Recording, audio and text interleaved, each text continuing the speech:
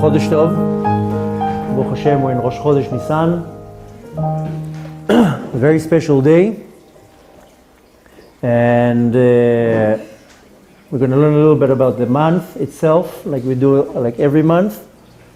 But the Rosh Chodesh of Nissan, not only that is a auspicious time like as regular Rosh Chodesh, Nissan is the head of all the months, as it's called Rosh Hashanah l'Chodashim, Rosh HaChodashim, as it says in the Torah, Chodesh hazeh Rosh Chodesh lachem. This is going to be the main month, the first month of the biblical calendar.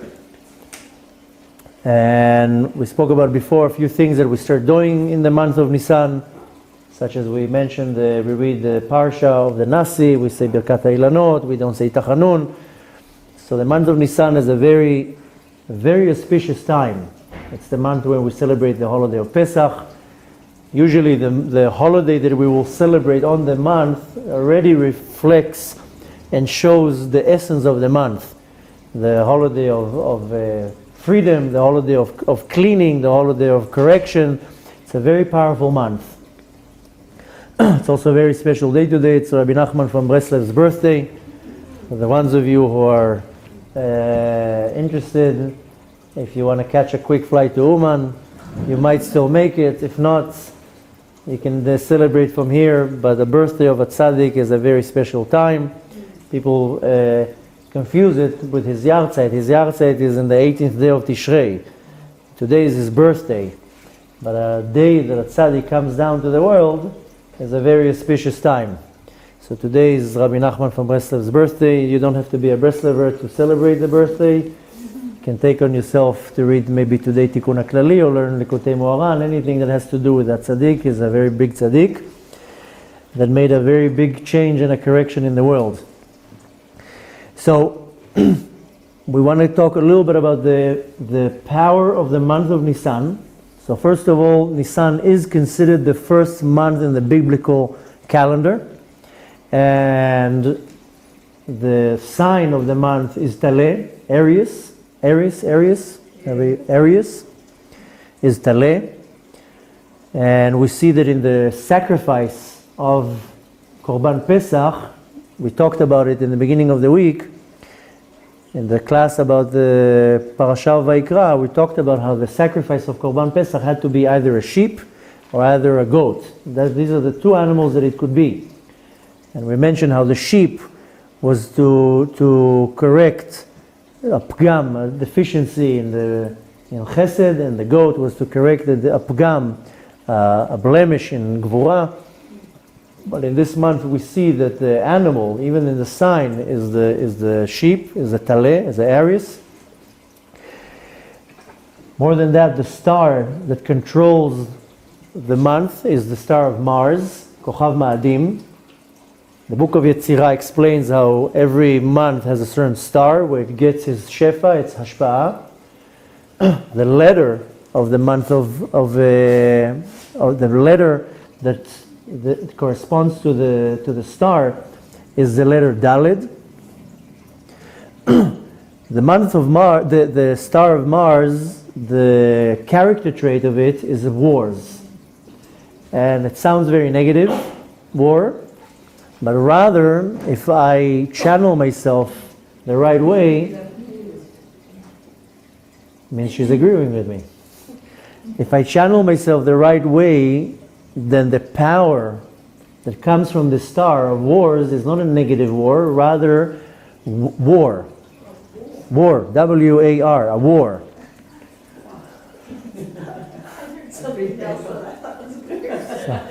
So we're talking about wars because the attribute, the character trait of the star of Mars is wars, milchama. But this is not a negative war, rather a positive war, that I get the power to battle the wars that are in me. And the Arizal explains that the first half of the month of Nisan, all the wars that I'm going to battle in the next coming years are decided. So all the wars that I'm going to have from now till next Nisan are decided from today till Leil Tzedel. So when I clean my house, it's not about getting the dust away. That's not the cleaning that I need to do. We spoke about it in previous class about Pesach. Is I need to clean the chametz in me. Because in these 14 days, any war, any struggle, any challenge that I'm going to have in the next year is decided in these 14 days. So I can do in these 14 days a tikkun, a correction that will take me for the rest of the year, and the power of ma'adim. Anything can be looked upon in something negative, but it can also be observed in something very positive. The positive part from the power of this star is that it gives me the power to battle my wars, and every day I have a war within me. Whether it's to get out of bed, whether it's to know when to close my mouth, whether it's to know how to forgive, I have a war in me. Constantly there's a war in me. This is the time that I can get the power to have the kochot, the powers to fight the war. So we want to concentrate on the first 14 days of Nissan, because this is how I will pave my path for the next coming year. Now, going by the book of Yetzirah, the book of formation, there's always a letter that the month was created. This is the letter Hey. So we have a form of two letters of Daled and Hey together. Daled is the letter that creates the star of Ma'adim, and Hey is the letter of the month. The Daled and Hey are very similar to each other. The Daled is just missing the little chupchik that the Hey has. This, of course, corresponds to the letter Yud of the Kadosh Baruch Hu, Yud Kei Vav Kei. But the letters are very similar. There's a lot of similarity between these two motions of the two letters. Now, the two main things we want to focus on is that that's what we talk about in previous classes, is the sense of the month and the tribe of the month. The sense of the month is the sense of speaking, dibur, chush hadibur. A lot of people think that we have 5 senses, but the teachings of Kabbalah teaches us that we have 12 senses, corresponding to every month of the year and corresponding to the 12 tribes. In the last 3-4 months, we kind of started in the middle. Now we're actually starting from the beginning. If you follow the last few months' classes, we started in Kislev. So we did from Kislev, so we kind of came at the end. Now we're going to start from the beginning, because the first sense is dibur, is the sense of speaking. And the tribe of the month is the tribe of Yehuda. Now Yehuda is not the first one in line, but he stands out with one very strong character trait, and that's the character trait of leadership. That from him came the most powerful king, King David, of course, and from his lineage will come Melech HaMashiach very soon. So Yehuda represents the Malchut, the holding of the crown of the kingdom, and also the leadership. And with the connection of the month and the sense, we're going to take something today that we can apply for the rest of the month. Now in this month, we're very lucky to have a holiday. We only have a few months that has a holiday in it, a festival. Because in the next coming month we don't have. In Iyar there's no month, in Av, in Elul there's no festivals going on there. In a month there is a festival, that in itself shows of the power of the month. And in this month we have the festival of Pesach. Pesach, of course, we said is the month of freedom, we mentioned before, of rebirth. Pesach is a very powerful month. But the motion that we do on Pesach, if you ask an average mother what she does before Pesach, she tells you, I'm cleaning. And people start cleaning from Purim, and some people even before that. So it seems like the theme of the holiday is to clean. But again, cleaning the windows and cleaning in the corners of the behind the beds, that's just to get the dust away. The real cleaning has to be done within me, and I have to search in me and to start cleaning my neshama in me, the chametz that is in me, the yeshud, the ego that is in me. Because the matzah represents the humbleness, because it's flat. It has no air in it. There's no ego there. It's totally diminishing my ego. And my cleaning that I need to do is to search in all the corners, not for the dust, rather to search in the corners of my neshama, where am I have some chametz, some ego left behind. How am I cleaning myself? So this you can look at it as the month of cleaning.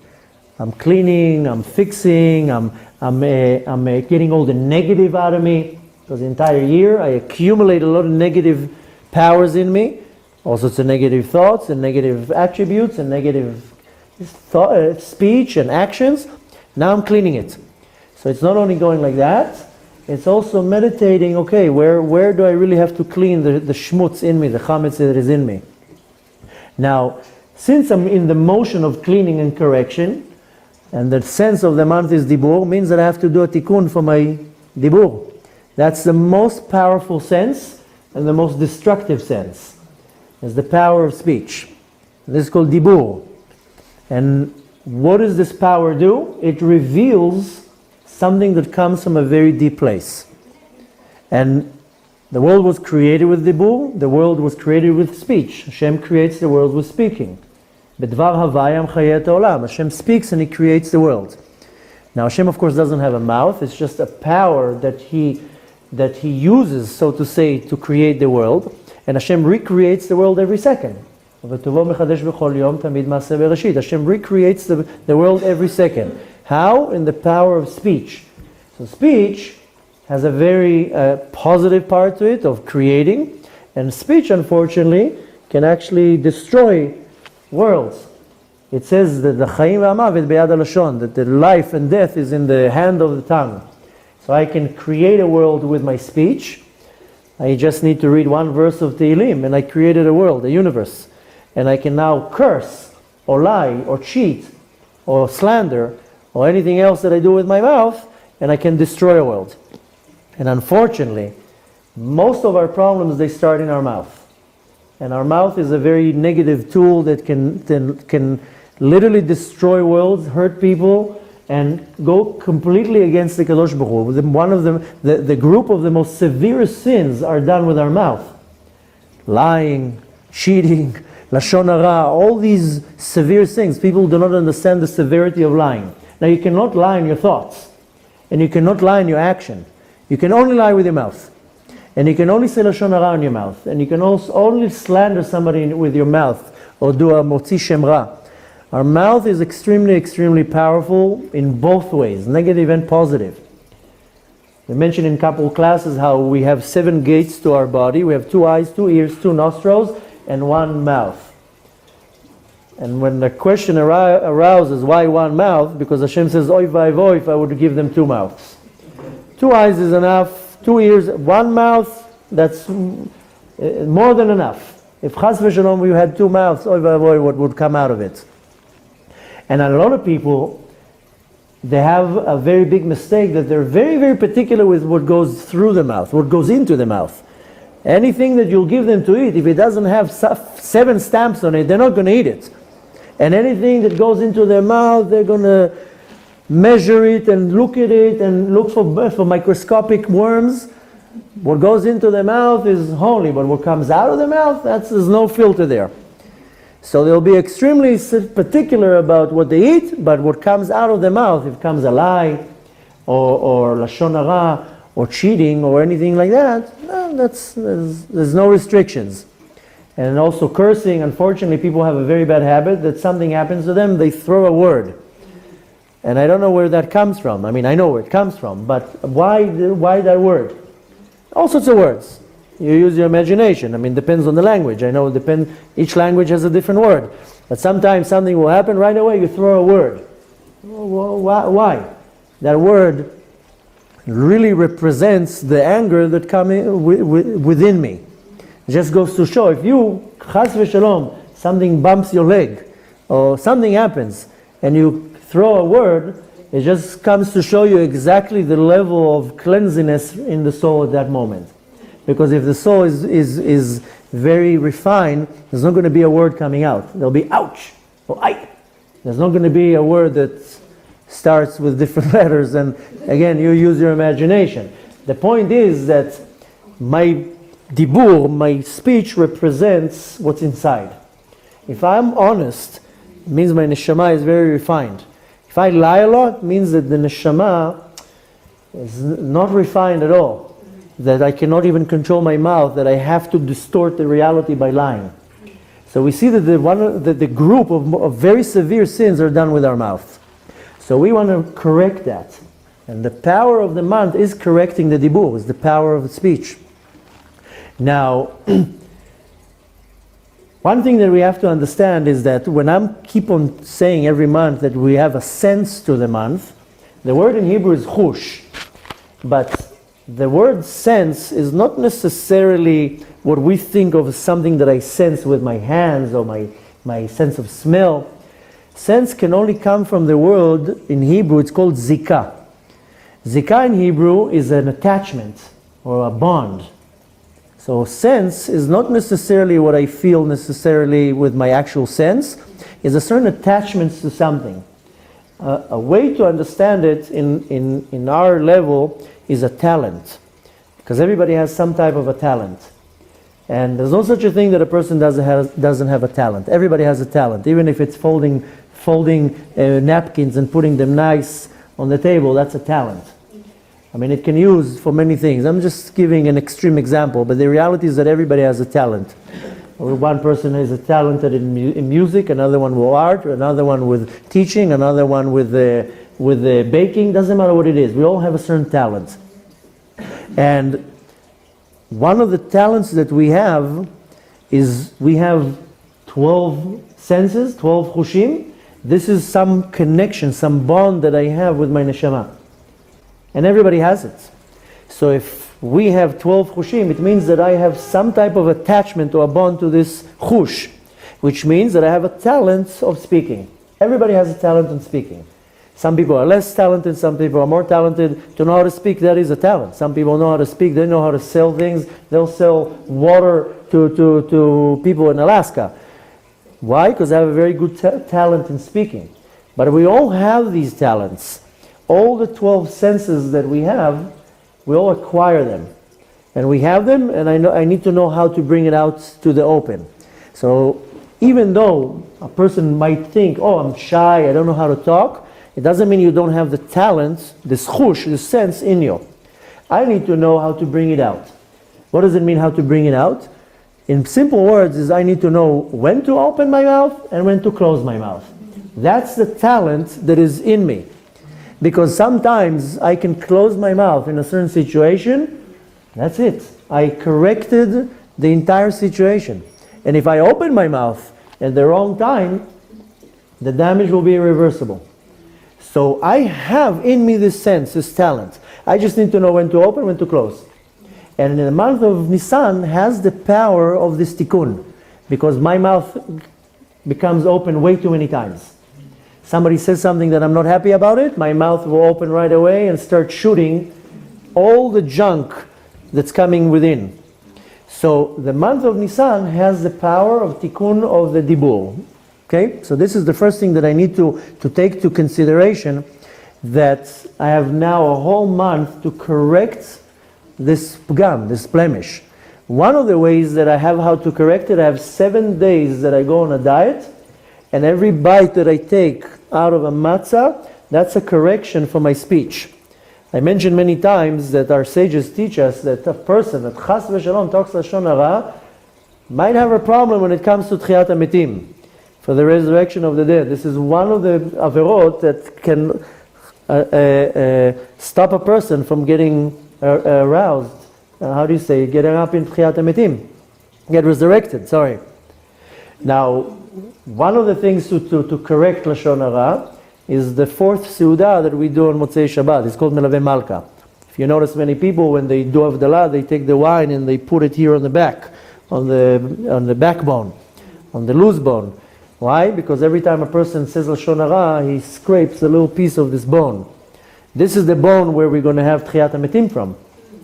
If you look in the camps, in the death camps, when they burned Imach Shimam, the Nazim, the bodies, that bone did not burn. It could not burn that bone. Every time that I say lashon hara, I scrape a little piece from that bone. And if chas v'shalom a person speaks a lot of lashon hara, then en lo chelek b'tchiyat hametim. He might lose his place in tchiyat hametim. The way to correct it is, there are many different ways to correct it. Of course, the first thing is to zip your mouth. But if I'm already failed in that, one of the ways of doing it is in the Seudah of Melaveh Malka. Is you make a beautiful meal, you wash for bread, and you make a whole party out of it. That has a very powerful way to correct lashon hara. But one of the ways is once a week, once a year when I go on a diet, and I eat matzahs all day long. Matzah has the ability to correct all the things, all the pagamim, all the damages that was done with my mouth. That's why symbolically the matzah is hard. Usually it's not so comfortable in my mouth. If I have soft teeth, it will hurt my teeth, it will cut my gums. It's not the most pleasant thing to eat. It's symbolically to teach me that I'm correcting all the junk that came out of my mouth. So a lot of people, they're very cheap with eating the matzah. Just have a little piece. You want to read a lot of matzah during Pesach. So the connection that we see between Pesach and the month of Nissan, there's always a connection. Since Nissan is the power of correcting my dibur, and not only correcting, assuming that I'm actually a pretty honest person and I don't lie and I don't cheat and I don't curse and all that, and there's not much to correct, but I actually don't need necessarily to correct, rather I can add. So there are people that's going to say, listen, I know what you're talking about. I don't talk Lashon Hara and I don't lie. And first of all, if you're able to say that, that's already a problem. Because we all lie and we all say Lashon Hara and we all fail in that. So if a person already has the limitation of saying I don't do that, that's already darsheni. Check yourself, because there's no such a thing. But even if I don't do that a lot, then I don't need to correct, but I can add a lot of kedusha. But there is a connection between Pesach and Dibur. First of all, we have the mitzvah on Pesach, what's called Vehigadeta lebincha. Vehigadeta means lagid, to talk. This is where we have the mitzvah that I have to teach my kids about Yetziat Mitzrayim. The Leil Seder, the ritual that we do, is not to commemorate anything. It's just to have the kids there so they can ask, why are we doing all these weird things? Oh, because 3,300 years ago we left Mitzrayim. That is the mitzvah. The mitzvah it's called Vehigadeta lebincha. You have to teach your kids what happened to our forefathers 3,300 years ago. A lot of people come and say, how do you know the Yetziat Mitzrayim, it's true? And there's no evidence. Besides the fact that now they do find evidence. Somebody emailed me a few days ago a video that archaeologists, they found in the depth of Yam Suf bolts and wheels and so. But there are people that will come and say, how do you know that Yetziat Mitzrayim was true? I mean, you're talking about all sorts of black magic, all sorts of plagues, water opening. Come on. How do you know it's true? So our proof is that because every generation we celebrate Pesach, and every year we tell our kids. So my father told me, his father told him, his father told him, go all the way back to the generation of Yetziat Mitzrayim. Because every year that's what we do. Nobody invented it 1,200 years ago and says, hey, let's make some party and eat cardboards and suffer, and we'll invent a story. No, that's what happened, and every year it came as what's called a moreshet. Every year we tell it. The mitzvah is vehigadeta lebincha. Lehagid is to talk, is to say something. Besides that, if you look at the word Pesach, break the word in half, you know what will come out of it? Pe-sach. Pe is a mouth, and sach is talking. So we have a pe that talks too much. This is Pesach. But if I correct my dibur, then you know what I'm able to do? Who's the evil character in the story? Paro. Take the letters of Paro, switch them around, it's Pe-ra. All the bad that comes out of my mouth. That's why it's called Lashon Hara.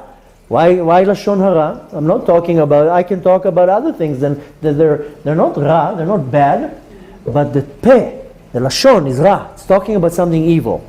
So if I do the correction, then I elevate it to what's called a Pesach, and I correct what's called Pe-ra, Paro.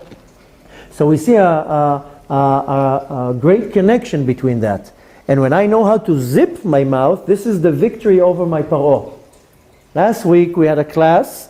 If you missed it, you should definitely go online and see it. And I'm talking about how Paro is this power. Paro comes with the same letters of Hafra'ah, something that disturbs me. I constantly have disturbance in my life. Paro is that power that comes to disturb me. I want to sit down now and learn, the phone will ring. I want to come and do something, I want to accept Shabbat an hour earlier or 10 minutes earlier, bidyuk somebody will throw something and the whole floor is full of a mess and now I have to clean it. And Paro knows how to come and to create these little hafraot, disturbing. So I need to know how to avoid it. So when I know how to control my mouth, I have a victory over Paro. I'm winning Paro. Now, like I told you, just by refraining from eating chametz, that's in itself a huge tikkun for lashon hara and for cheating and lying, everything that comes out with my mouth. So I need to take all that into consideration. Now, how is that connected to the tribe? We said the tribe is Yehuda. Yehuda represents the malchut, the kingdom, and also that he represents the leadership. Here lies the secret, so to say. Because when I talk, you know what I do? I'm revealing my inside. I can take my desire or my thoughts and I can actually translate it and give it out. I don't know the word in English, but in Hebrew it's called lehabia, to maybe to present, to show. When I have an idea in my head, or if I have a will or a desire, express, it's a good word. I have an idea or something going on, how do I express myself? With my speech. So the speech comes from a very deep place. Now, why do I see a connection with Yehuda and how do I apply it? If you notice, what does Yehuda teach us? Besides that he was powerful and known to be a very assertive individual, go back now to the story when they sold Yosef HaTzadik. And that was a great sin for the tribes. The Torah sidetracks to a weird story. In the middle of what's going on, an action, whoop!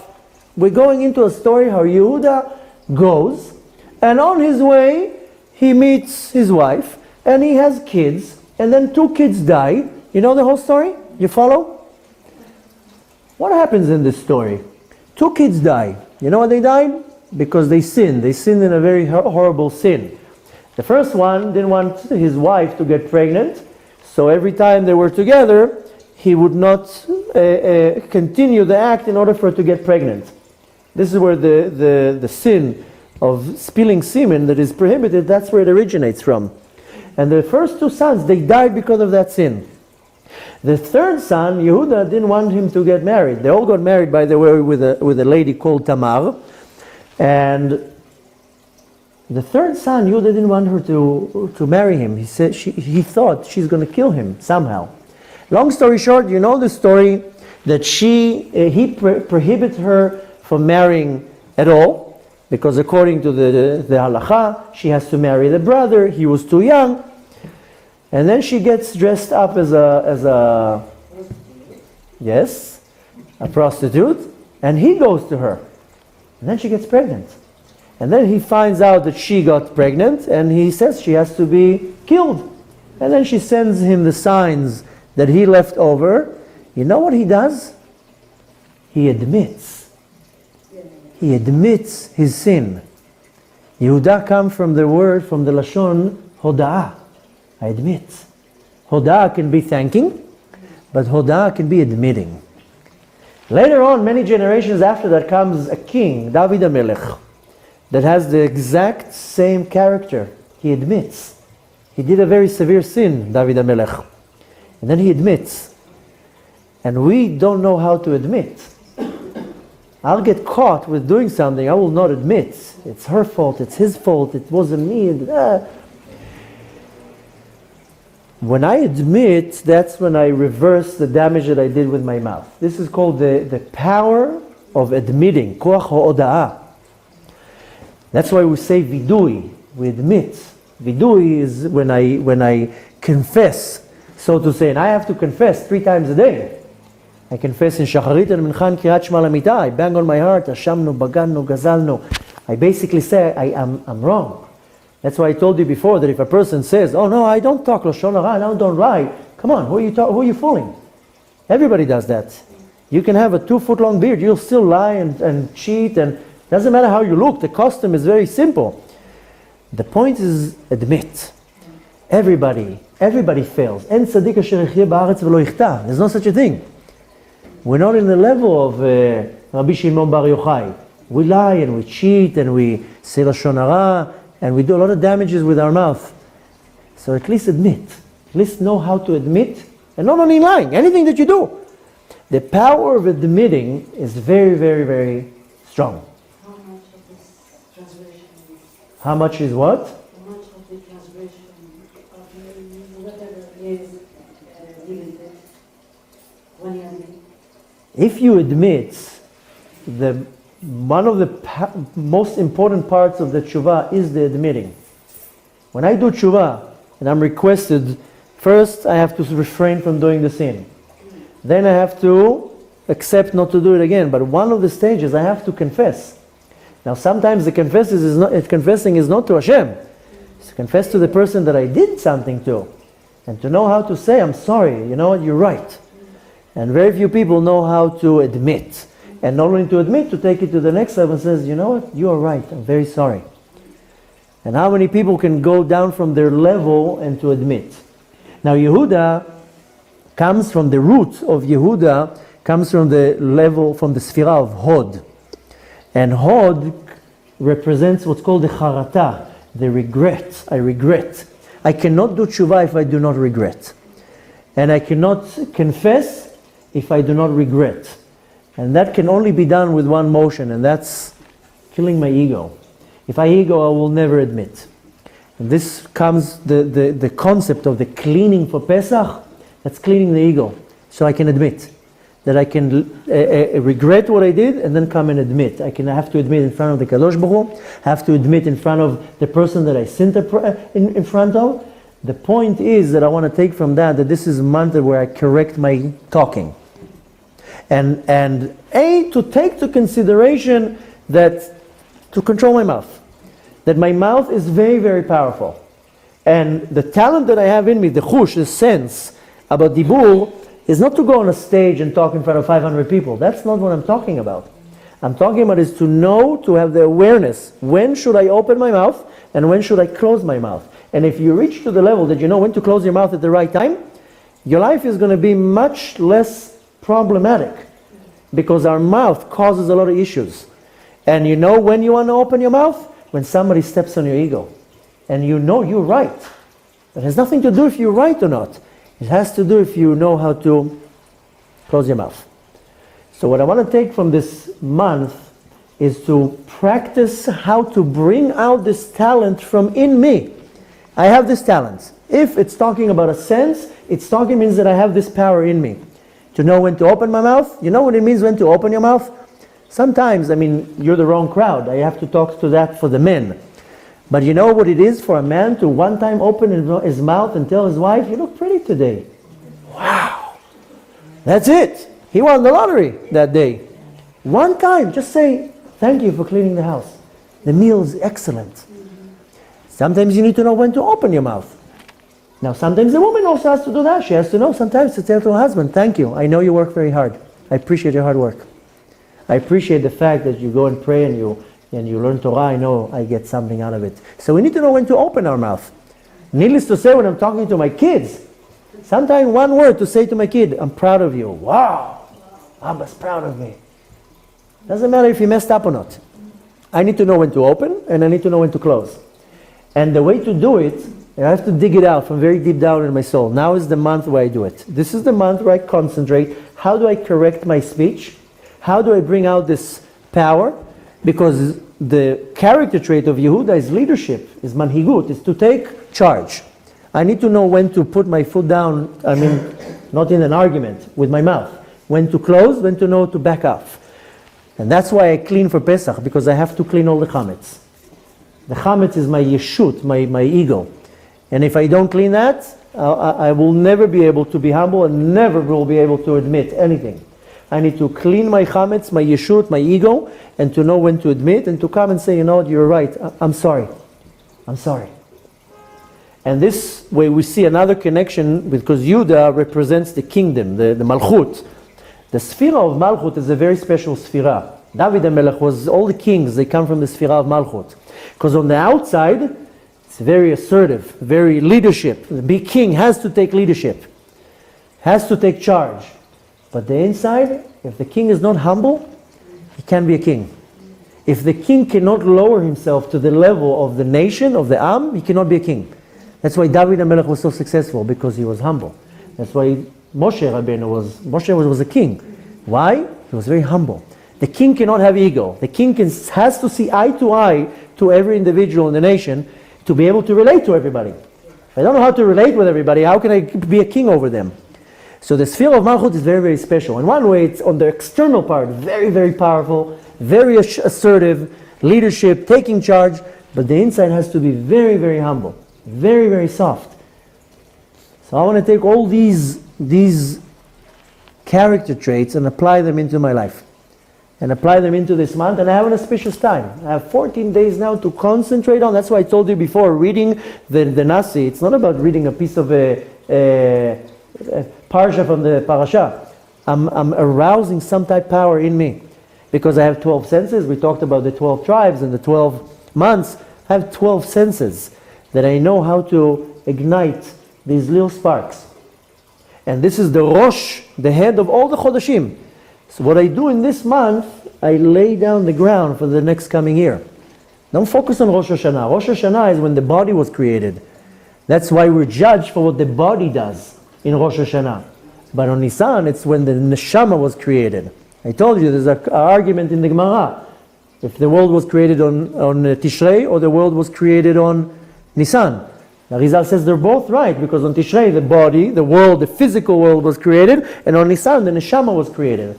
So Rosh Chodesh Nissan, take it as equivalent to Rosh Hashanah, just in the spiritual level. And the whole month of Tishrei, I have how to build up for the whole year, the whole month of Nissan. I don't have to say Tachnon. I have to work on the power within me of admitting. I don't have to say Vidui. I don't have to say Tachanun, the whole month. So I want to take this unbelievable month, the month that everything starts blooming. You know, it says that this month, it's called in Hebrew Aviv. Aviv Yegia Pesach Ba. It's talking about Aviv. Aviv is Av Yud Bet. If you see how it's written, Aviv is Aleph Bet Yud Bet. Av means father, and Yud Bet. Yud Bet is the 12 months. Yud Bet is 12. So Aviv is the father of all 12 months. In this month, it's holding in it all the month forward.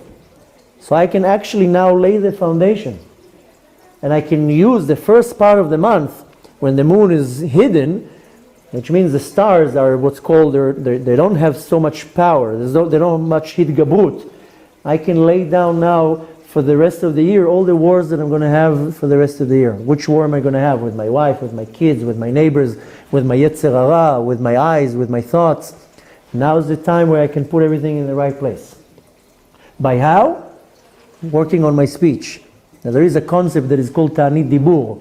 Ta'anit Dibur, and a lot of people don't like doing it or don't want to do it. Ta'anit Dibur, they say that one day, Ta'anit Dibur means to fast with speaking, no talking. They say that one Ta'anit Dibur is like 1,000 fasts that you don't eat. So Ta'anit Dibur is a very powerful thing. When I first became religious and I made an account of all the damages that I did, so for about 3 years I would fast every Monday and Thursday. I did eating, fasting, and for about 2 years I would do all these Ta'aniyot Dibur. I would not talk. Don't talk. And if you do it on Shabbat, it's equivalent to about 65,000 Ta'aniyot. Try not to talk one day. You can pray, you can read Tehillim, you can read Torah, but not talking. Not even pass me the salt. So the control of the talk. Phone, touching, talking. You have to talk. Chachamim didn't do Ta'anit smartphone. That also we have to start making a Ta'anit for the smartphone. Putting your smartphone away for one day. Let's see you holding for 24 hours without this box. So the point I want to take from it, very, very simple. I want to work on my speech. I want to work on my admitting, just to be able to say I was wrong. And it's not only to admit to somebody in an argument that says you're right. is to, when I'm wrong, to say to myself, I'm wrong. I shouldn't do that. I shouldn't lie. I shouldn't cheat. I shouldn't curse. I shouldn't... It's very hard for us to admit to ourselves that I did something wrong, because my ego will tell me, no, it's no. I want to learn how to empower that and take it out of me, and to be able to all the time admit, and to be able to know when I was wrong. B'ezrat Hashem, if I were able to do all that, and to concentrate and to learn how to fix my dibur, the same way that this month represents the freedom and going out of exile into freedom, that's what's going to take us out of our exile into freedom. And B'ezrat Hashem, this Pesach we should sacrifice the Korban Pesach in Bet HaMikdash. And we still have 14 days. We can still do it. It's all in our hands, but mainly in our mouths. Have a Chodesh Tov.